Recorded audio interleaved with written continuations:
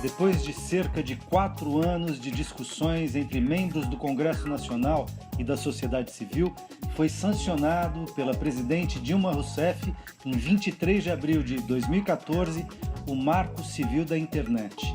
O texto, pioneiro no mundo, estabelece regras, direitos e deveres no ambiente virtual brasileiro.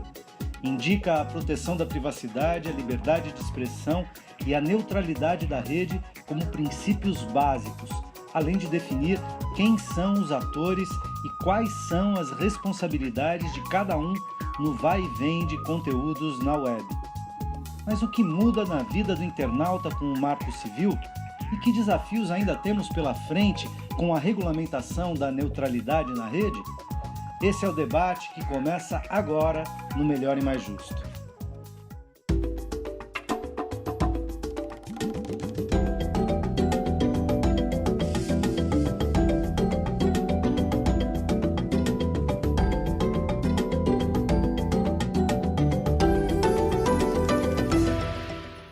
Olá, hoje o Melhor e Mais Justo discute o Marco Civil da Internet. Para essa conversa eu tenho o prazer de convidar Flávia Lefebvre, advogada e consultora da Proteste, Veridiana Alimonte, advogada do IDEC, e Laura Tresca, oficial de liberdade de expressão do artigo 19. Bem-vindas. Obrigada. A garantia de neutralidade da rede é apontada como uma das principais conquistas do Marco Civil. Sem ela, os provedores de conexão poderiam, por exemplo, oferecer pacotes de dados, analisar e discriminar o conteúdo acessado pelo consumidor e interferir também na velocidade desses acessos e desse trânsito de conteúdos. Em que medida a neutralidade reforça o espaço virtual como um ambiente livre, incentiva a livre concorrência e colabora para a democratização da comunicação no Brasil? Aliás, quais são as expectativas para a regulamentação da neutralidade? Bem-vindas de novo. Vou começar com a Flávia. Flávia, que já esteve com a gente aqui no Melhor e Mais Justo. Como é que você avalia o projeto que foi aprovado, sancionado pela Presidenta da República e que deixou ainda alguns elementos como a neutralidade para serem regulamentados? Eu acho que o primeiro aspecto a ser ressaltado é que foi uma vitória impressionante. Nós conseguimos aqui o que o resto do mundo está discutindo, Estados Unidos, na Europa, numa disputa ferrenha. Nós conseguimos deixar numa lei, né, sancionada e indiscutível, princípios de garantia de acesso à rede de forma isonômica para todos os consumidores. A lei ficou muito clara, é o artigo 9º da lei 12.965 de 2014, que deixa muito claro que não pode haver nenhum tipo de discriminação, degradação do tráfego e que todos os pacotes de dados que chegarem na rede, independentemente da velocidade contratada de provimento de conexão, devem receber tratamento igual e que não pode haver monitoramento, né, dos pacotes de dados. Então, essa é uma questão muito importante. É claro que a lei deixou especificado que vão haver exceções que autorizam a degradação e a discriminação do tráfego, e isso vai ser objeto de regulamentação, e a disputa agora é essa. Mas deixou também uma porta para que isso seja discutido de forma participativa, porque previu que não só a Anatel vai ser ouvida nesse processo para a elaboração de um decreto que vai ser definido pelo presidente da República, mas também o Comitê Gestor da Internet, que tem participação de toda a sociedade. Maravilha. Eu acho que é interessante concretizar um pouquinho, né, o que seria, ou explicar de forma assim, mais concreta, o que seria essa neutralidade da rede, que é um termo que para a gente já virou rotineiro, mas que para muita gente, embora interfira no dia a dia da conexão da internet, não é tão claro o que isso significa. Não, muita gente não sabe o que é neutralidade Exatamente. de rede. Então, né? o que significa tratar sem distinção os pacotes de dados, independentemente da origem, do destino, do serviço, da aplicação e do terminal, que é isso que está no começo do artigo 9º. O artigo 19. Pois é, a Laura aqui. A Laura é a representante. Do artigo 9º do Marco Civil. E por que isso está tão relacionado com acesso à informação, à liberdade de expressão e outros direitos importantes, né? Por exemplo, a operadora de telecomunicações, o princípio geral é que a operadora de telecomunicações, ela é o cabo por onde passa o conteúdo, mas ela não pode interferir nesse transporte. Então, ela não pode bloquear o acesso a determinado site, ela não pode filtrar para que um site funcione melhor do que outro.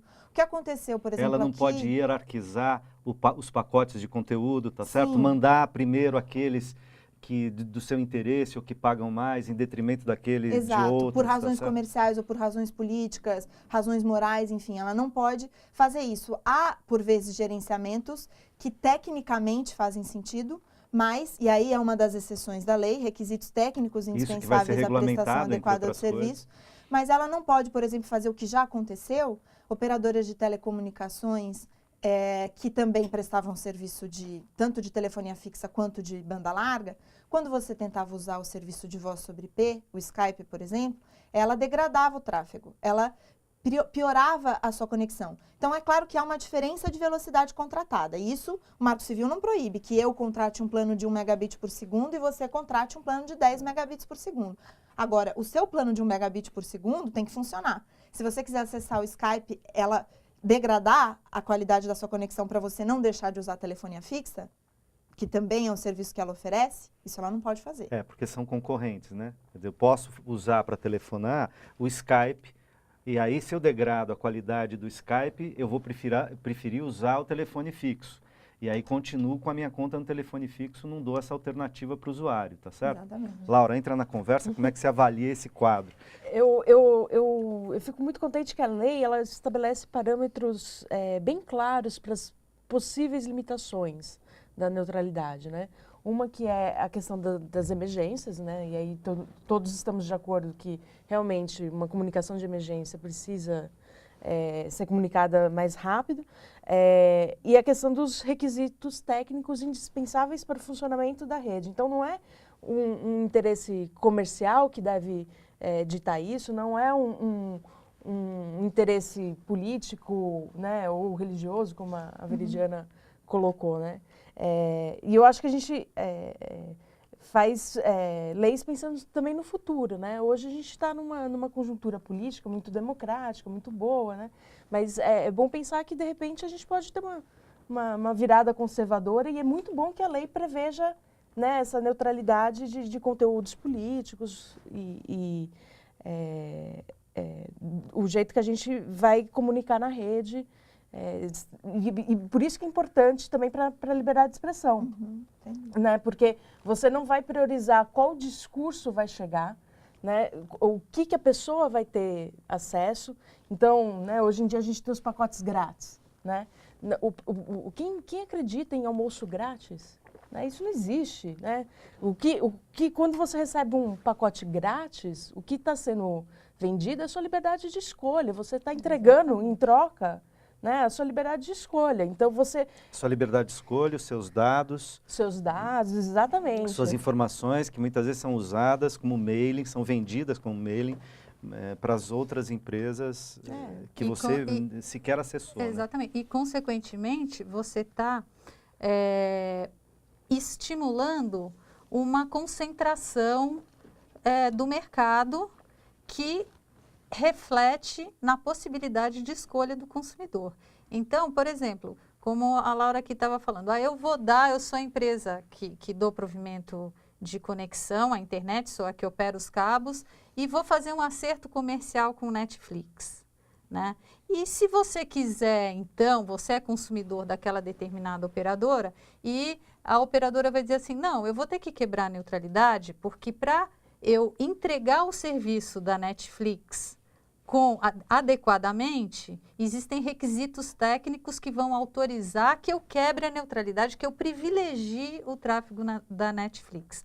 Bom, então em detrimento de outras empresas provedoras de conteúdo de imagem, né? Então, então aí vamos pensar o seguinte, eu sou uma consumidora que não quero acessar o Netflix, quero acessar um outro provedor de conteúdo. Como é que vai ser? A Tele vai continuar privilegiando o tráfego das empresas que tenham contratos específicos de tráfego com elas, ou vai tratar igual? Porque se a condição técnica é indispensável para o Netflix, necessariamente, obrigatoriamente, será para as outras também. Para as concorrentes. Então, essa discussão que está sendo feita nos Estados Unidos com muita força agora, se é possível, sem quebrar a neutralidade, se admitir esse tipo de acordo comercial entre provedor de conexão e provedor de conteúdo, privilegiando o tráfego dessas empresas, pelo que está expresso no nosso Marco Civil aqui no Brasil, não pode, porque você tem que garantir isonomia e tem que impedir práticas anticoncorrenciais. Quando você privilegia o tráfego de uma empresa de conteúdo em detrimento de outra, você está exercendo uma prática anticoncorrencial. E isso tem relação, inclusive, com a capacidade de criatividade e inovação na internet. Então, se há uma determinada aplicação, um determinado provedor de aplicação e conteúdo que tem prioridade no tráfego, na rede, como ficam todas as outras, né? Todas as outras aplicações que surgem? Se elas não tiverem as mesmas condições, será que elas também elas conseguirão ser acessadas pelo consumidor? Então, quando o consumidor quiser acessar, ela vai rodar pior? Dessa maneira, não interessa, ela pode até ser mais interessante, ter funcionalidades criativas que fariam com que o consumidor preferisse essa a outra, só que ela funciona pior, não por uma questão dela, mas por uma questão de gerenciamento de tráfego na rede. Então, você, com medidas assim, há inclusive uma dificuldade em a internet continuar sendo um ambiente de criatividade e inovação. Agora, vocês estavam falando isso e um dos argumentos que as teles usam é que certos aspectos da neutralidade poderiam gerar inviabilidade econômica, né?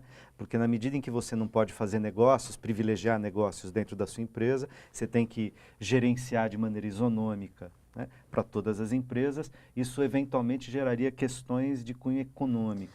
Isso é um argumento que procede? Não, esse é um argumento que, durante o debate do Marco Civil, eu acho que foi utilizado de uma forma até desleal. Porque quando você discute capacidade de rede, quando você discute investimento em implantação de rede, para garantir acesso e amplo para todos, você passa para um outro departamento. O Marco Civil é uma lei que trata de direitos, né? Ele estabelece direitos e deveres para a utilização da rede, direitos para os consumidores, deveres para o poder público, está lá bem expresso, para garantir inclusão digital e etc. e tal. Então, é uma lei de direitos. Quando você fala em investimento, você está falando de um outro departamento. Você está falando em Lei Geral de Telecomunicações, em implantação de redes, e nós aqui, o IDEC, o artigo 19, fazemos parte de uma campanha, Banda Larga é um Direito Seu, que trata, né, de uma proposta de se rever as formas de investimento para garantir investimento em infraestrutura para provimento de banda larga. Isso é um assunto diferente. A gente não pode, porque infelizmente a gente tem pouca infraestrutura para banda larga hoje, concentrada onde tem consumidores com mais renda, querer reduzir o alcance de uma carta de direitos que é o Marco Civil da Internet. Laura está concordando? Eu acho perfeito. Eu acho que existe uma falácia aí de que, por exemplo, se as pessoas acessam mais o YouTube, o YouTube então deveria pagar, né, pela infraestrutura também que as teles têm que investir para prover esse acesso, né? Isso não é verdadeiro, porque é exatamente isso que a Flávia falou, né? A discussão de infraestrutura, ela está posta e ela não tem a ver com a neutralidade de rede, né? No Brasil, a gente tem essa discussão no âmbito do Plano Nacional de Banda Larga, inclusive com incentivos financeiros do governo. Então, não vem só não é uma discussão que passa pelo conteúdo que é divulgado na internet, mas é uma questão de E nem pela quantidade de conteúdo, né? E eu gostaria de fazer um comentário também, acho que é importante... Então faça, Veridiana. Qual é a nossa ótica, né? A internet ela é um ambiente de negócios? Ela é, mas antes disso ela é um ambiente de direitos. que potencializa o exercício de uma série de direitos fundamentais. E o Marco Civil deixa isso muito claro, quando ele diz que o acesso à internet é essencial para o exercício da cidadania e estabelece uma série de princípios e objetivos para a disciplina e uso da internet no Brasil. Então, os modelos de negócios têm que se subordinar aos direitos e não o contrário. Os direitos, o exercício de direitos não tem que se subordinar aos modelos de negócio. É assim que funciona, inclusive, a partir da lógica do Código de Defesa do Consumidor. O fornecedor tem que se subordinar aos direitos do consumidor, assim como a proteção de direitos humanos fundamentais.